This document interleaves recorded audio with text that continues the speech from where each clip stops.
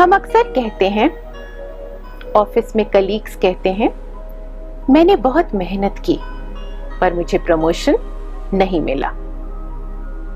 हम कहते हैं मैंने उसके लिए क्या कुछ नहीं किया, पर वह हमेशा मुझसे नाराज रहता है। तो एक है कर्म और दूसरा है भाग्य।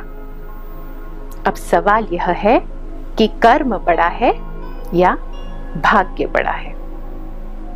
इस पर एक कहानी है। एक राजा जंगल में जा रहे थे। उन्होंने कुछ आवाजें सुनी। झांक कर झाड़ियों के पीछे देखा। उन्होंने 3 लोगों को देखा।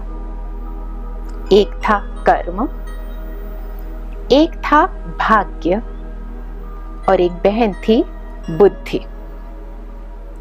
तीनों का आपस में वाद विवाद हो रहा था कि उन तीनों में से ताकतवर कौन है, उन तीनों में से श्रेष्ठ कौन है। तो देखें राजा ने इसका क्या हल निकाला।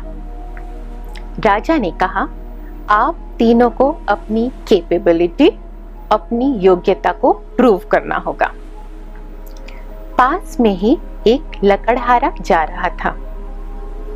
उसने उस लकड़हारे की तरफ इशारा करके कहा कि आप तीनों को इस लकड़हारे के द्वारा अपनी परीक्षा देनी होगी, अपनी योग्यता को प्रूव करना होगा। सबसे पहले बारी थी कर्म की। कर्म घुस गया उस लकड़हारे में और क्या हुआ जी, लकड़हारे का पोटेंशियल बढ़ गया। रोज वो जितनी लकड़ी काटता था उससे 3 गुना उसने लकड़ी काटी। उसके साथ कर्म तो था पर उसके साथ बुद्धि नहीं थी और उसके साथ भाग्य भी नहीं था। अब उसे ये लकड़ी मार्केट में ले जाना था बेचने के लिए। तो क्योंकि बुद्धि नहीं थी तो इसलिए उसने सोचा एक एक करके मैं इन लकड़ियों को मार्केट में ले जाऊंगा और उन्हें बेच दूंगा। तो जब वह लकड़हारा उन लकड़ियों को लेके मार्केट पहुंचा और उसको बेच के उसने कुछ पैसे लिए, लौट कर आया तो उसने क्या देखा, वहां बाकी की लकड़ियां थी नहीं, चोरी हो गई थी क्योंकि भाग्य भी उसके साथ नहीं था।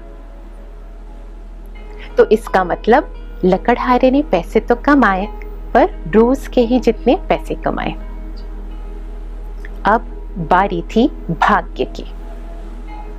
भाग्य उस लकड़हारे के अंदर पहुंचा और जैसे ही भाग्य उस लकड़हारे में घुसा, क्या हुआ होगा, उस लकड़हारे की लॉटरी निकल गई। उसे 1 करोड़ की लॉटरी मिली और फिर लकड़हारे के मन में विचार आने लगे कि रोज रोज की यह मेहनत, लकड़ी काटने की मेहनत मैं क्यों करूं, एक सुख के आराम की जिंदगी व्यतीत करूंगा। उसने काम करना बंद कर दिया और वैसे भी कर्म उसके साथ नहीं था जी। काम करना बंद कर दिया और वह आलसी प्रवृत्ति का होने लग गया। धीरे धीरे वह गलत आदतों में भी पड़ने लगा और उसका यह जो धन था एक दिन खत्म हो गया। तो हमने यह देखा कि भाग्य तो था लेकिन बुद्धि और कर्म नहीं थे, तो उसका ज्यादा दिनों तक पैसे ने साथ नहीं दिया। अब बारी थी बुद्धि की। बुद्धि उस लकड़हारे में प्रवेश किया बुद्धि ने, और जैसे ही बुद्धि उस लकड़हारे के अंदर पहुंची, अचानक उस लकड़हारे की इंटेलेक्ट काम करने लग गया। सबसे पहले उस लकड़हारे ने अपने औजार को उसने बहुत तेज किया, बारीक किया, धारदार बनाया ताकि वह लकड़ी जल्दी जल्दी काट सके। और क्या हुआ, उसने कम ही समय में बहुत सारी लकड़ियां काट ली।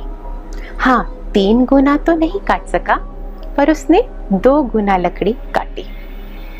और क्योंकि बुद्धि उसके साथ थी तो उसने उन लकड़ियों की एक गाड़ी बनाई जिससे वो लकड़ियां रोल करके वो मार्केट ले गया एक ही साथ, और उसने सभी लकड़ियों को बेच के अच्छा धन कमाया। तो क्योंकि उसके साथ बुद्धि थी, इसलिए उसके साथ भाग्य भी आ गया। तो इस प्रकार से इस कहानी से हमें यह पता चलता है कि कर्म, भाग्य और बुद्धि, इन सब में श्रेष्ठ है बुद्धि।